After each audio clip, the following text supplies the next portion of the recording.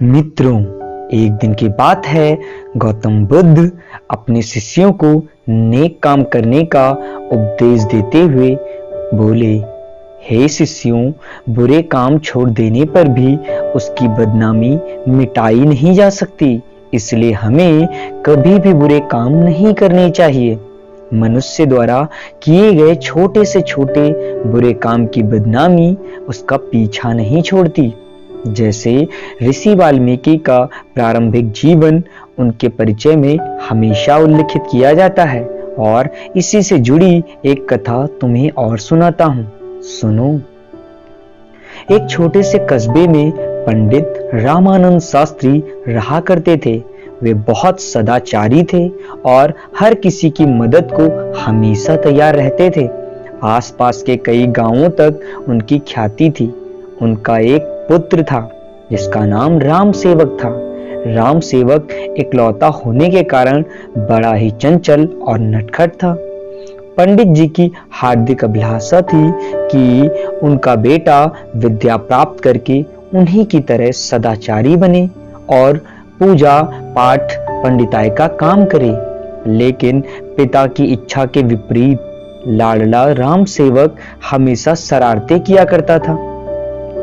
पंडित रामानंद शास्त्री उसे समझाने का प्रयास करते रहते थे, लेकिन राम सेवक को बुरे कामों में मजा आता था। अंत में निराश होकर पंडित जी ने राम सेवक को समझाना बंद कर दिया। जब कभी कोई उनके पुत्र की शिकायत लेकर आता तो पंडित जी अपने घर के द्वार पर एक कील गाड़ देते। कुछ ही दिनों में दरवाजा कीलों से भर गया।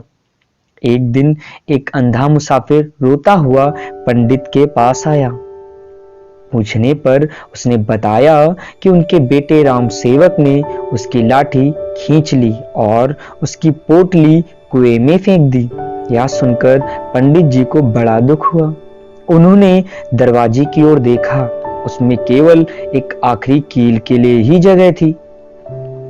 पंडित जी ने अंधे मुसाफिर से माफी मांगकर उसे रवाना किया और कील हथौड़ा लेकर दरवाजे पर जैसे ही कील ठोकने शुरू कर दी, उसी समय राम सेवक वहां पर आ गया। उसने पिता से पूछा, पिताजी आप यह क्या कर रहे हो? पिताजी उदास मन से बोल उठे, बेटा मैं तेरे किए गए दुष्कर्मों की गिनती कर रहा हूँ। राम सेवक आश्चर्य से दरवाजे पर लगी कीलों को देखने लगा और फिर पूछ बैठा, क्या दरवाजे पर लगी सभी कीलें मेरे कारण लगी हैं? इस पर दुखी पंडित जी बोल उठे, हाँ मेरे नालायक बेटे, ये सब कीलें तुम्हारे किए गए दुष्कर्मों की सूचक हैं।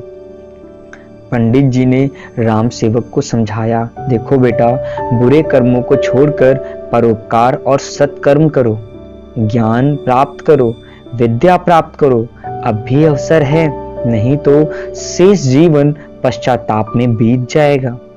यह सुनकर राम सेवक उदास हो गया। उसे अपनी गलती का एहसास हुआ।